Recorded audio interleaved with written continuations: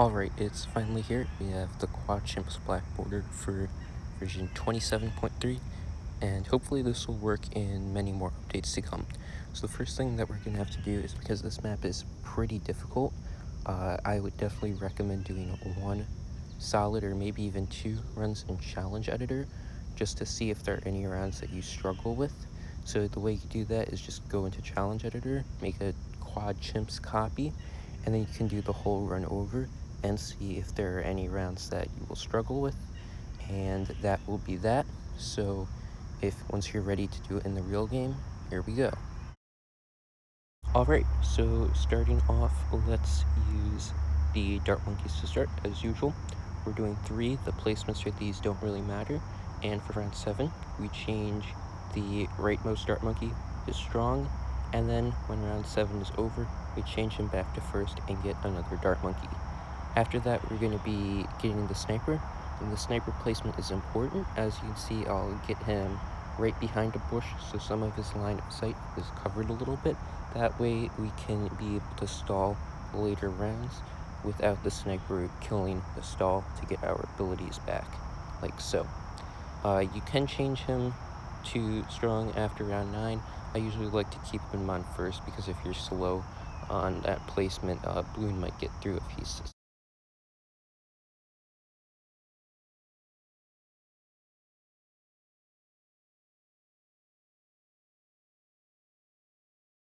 After that, I'm going to start working on the ninjas. Much like last time in 25.1, we are going to have 2 ninjas on each side, and we're going to upgrade them. But unlike that, we're going to be not upgrading them fully, because I'm going to go into a more efficient mid-game, which is something that I switch up. So the more efficient mid-game with wall of fires allows us to save more money by getting discounts early, so we can discount a lot more stuff in-house, have a lot more cash for the late game. So this ninja on the left side will become a 202, the ninja on the right side will become a 301, and that's all we need to beat the early game. I do save up money for biker bones on round 24, and then we're going to need a little bit of cash as well to get the full metal jacket on the sniper for 28, so we can pop all the leads. So one thing to note, while some of this gameplay is going, I do have a Discord server, and if you need some help with it, I am happy to help you out. So you just join that, you can ask me some questions, or just ask me questions about anything in general, and I'll help you out to make it a bit easier. So I will put that in the first comment, which will be pinned, and it will probably make things a lot easier. So if you need to, feel free. I'm not bothered in any way.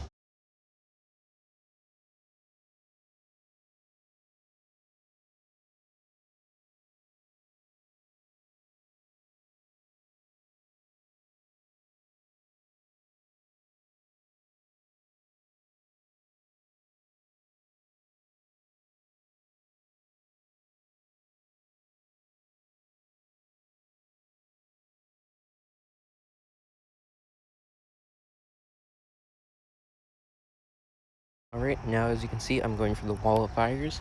We generally want to place this wall of fire right below the ninja, or above it if you're on the other side, but move it out just a little bit so we can make better use of the wall of fire. For now, he's just going to be 0-2-0, and I'm going to do a wall of fire there and this back on the other side, because I don't want the wall of fire to be messing up the round 40. But we're going to get this back on the other side. As I said, the placement is pretty important because we're going to be jamming a lot of things up there, so I usually use the flags to mark where it is, or you can use the stones, whatever one you find better. But we're going to be getting that, and then we're going to be upgrading the sniper to deadly precision.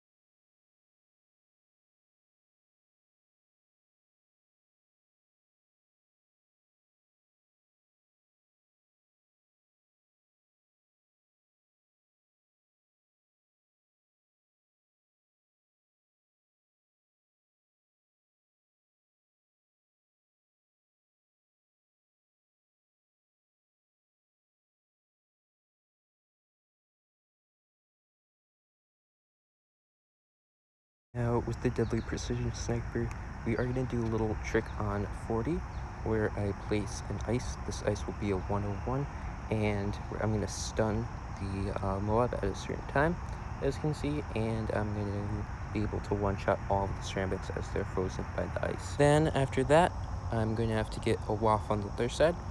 Same rules apply for the other waff, and then for 42, I'm going to have to upgrade them both to 0 to 2 so that they have the camo and extra pierce, and then I'm going to be getting another spack on the other side. Again, the placement is very important, so you can find a land marker to line it up.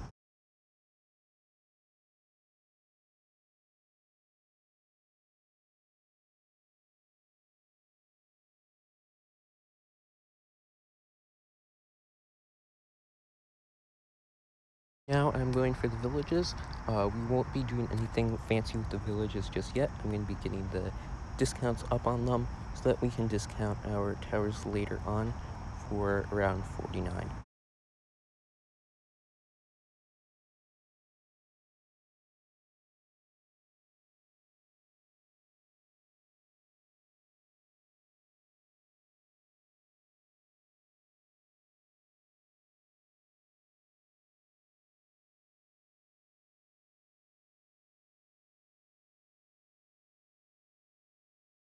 Now, sadly, there is a little bit of RNG coming up.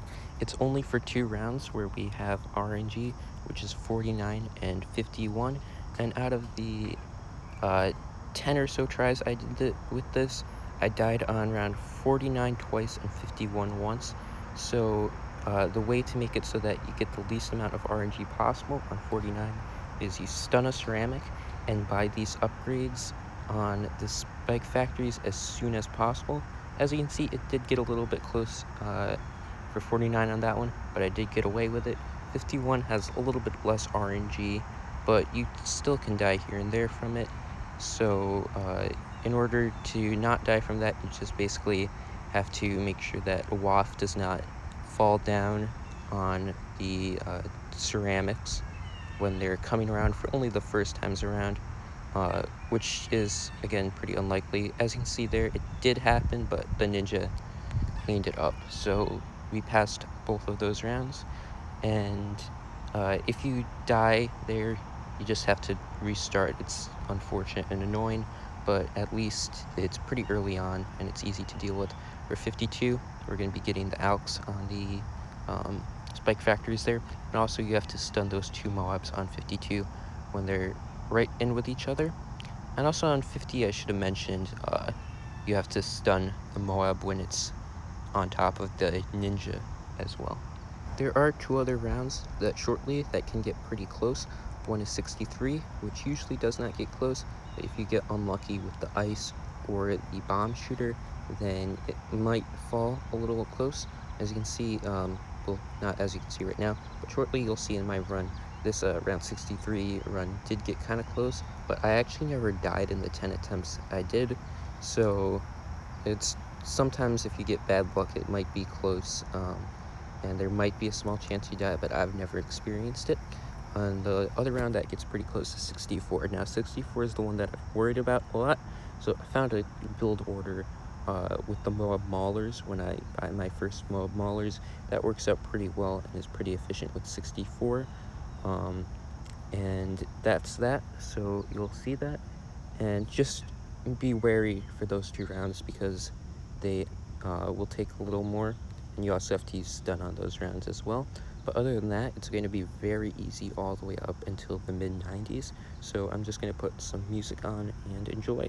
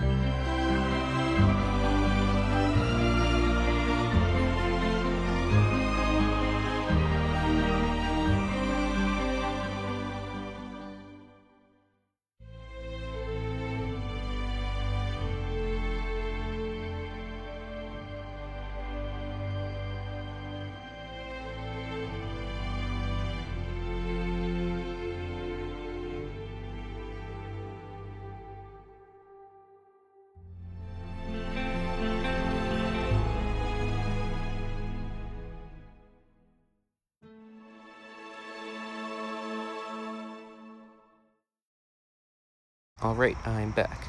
So, as you can see, somewhere in there I leveled up to 107, which I thought was pretty funny. But anyways, we're going to be moving on with the actual run. And as you can see, I do have a lot of placements here. They're pretty tight, so you want to make sure that you get them pretty tight. But I'm also mixing it up with some different towers this time. As you can see, we got the Sabo. We Saboed 89 because 89 is a stupid ground. And besides the new towers with the cryo canon and the glue being up at the top, I am going to be doing the same thing where I stall the ceramics so we can get the abilities up every round. So with that, we can use like all of our abilities. So I use the level 20 on 92 pretty easily. And if you don't know how the stall works, you basically keep the heli up there, and then you get the ceramics stuck in that ice where the sniper can't shoot. That makes the round a lot longer than it should be, so we can get all of our abilities back up. And if you have your abilities back up, you can use your mortar to just kill the ceramics that are in there afterwards. So we're going to be using that. We use Sabo on 93, and then on 94 we do both abilities. It's pretty easy. You just generally use the level 20 on the ZOMGs and the Sabo as they're coming out. And then on 95 we're going to be getting the Shattering Shells and an Assassin, and then we're going to be wanting to use our abilities there as well. For 95 I use my the Sabo when the DDTs come out, and the level 20 just to clean up everything else. And also for the assassins, you kind of want to just spam them down, and then when you can use the level 20 they'll come back, so you kind of want to make sure you use them before then so you can get the most out of the assassins. Now I'm slowing the gameplay down because we do have to do a little bit more on these rounds, such as some micro.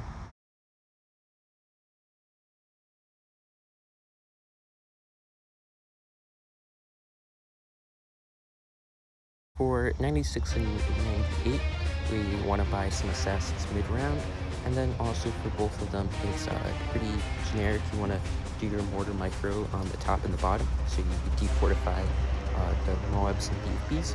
And then we're going to be using the stun constantly. As you can see, I've always been doing that. And we want to use a Sabo pretty early so they all group up and are slowed down up at the top. And then when they're about to come in, you don't want to use the level 22 weight, but when they're about to come in, you want to use the level 20, so all the Moab maulers do a ton of damage and absolutely destroy everything. On my run for 98, I did use level 22 late, so keep that in mind. It will be more efficient to use level 20 a little earlier on 98 than I did, and that will be fine. 97 is pretty easy. We just use the abilities. You don't always manage to get a stall on 98, so I don't use my Sabo or level 20 anything. I will get the Moab assassins in after one round. Just move the mortar back so you can defortify the insides of these UMGs, and that will be fine.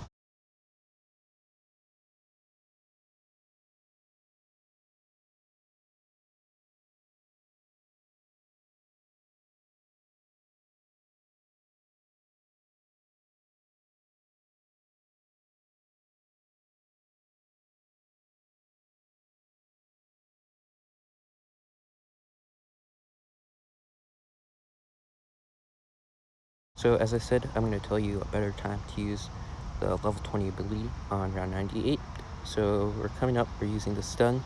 I'm going to use the Sabo here shortly, and then I would use level 20 right now while the ZOMGs are at the top. As you can see, I delay it a little bit until later on. You don't want to do that. And then we also want to buy some assassins mid-round and just keep popping the assassins. That will be good. And with that, you will be fine. Round 99 is easy. You can just use as many abilities as you want.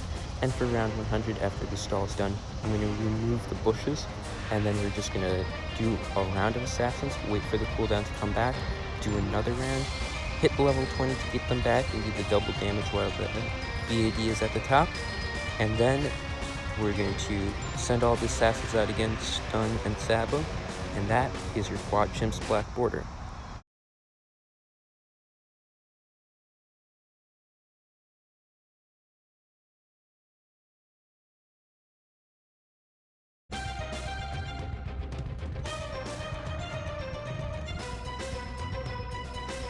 Now we just have to do the order in which to use the abilities, as I said before. That's going to be super easy, no first strike, which makes this nice. We just spam the assassins and it works out perfectly. You just need to make sure you're not too late on the sabo. But that's it. You have your quad chimps black border. Let me know how it goes.